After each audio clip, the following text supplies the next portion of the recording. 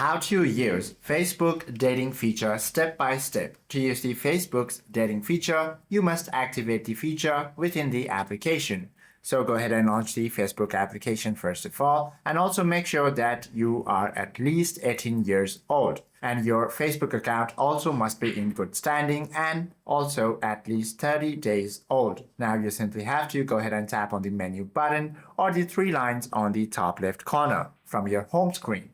Now you simply have to look for the dating shortcut over here. If you don't find it over here, you simply have to tap on the See More option. Now, over here, you should be able to find the dating option or the dating shortcut. You simply have to go ahead and tap on it, then tap Get Started option. However, this feature is not yet available within my region, but you should be able to find yours over here. Now, once you tap on it, you simply have to create your dating profile.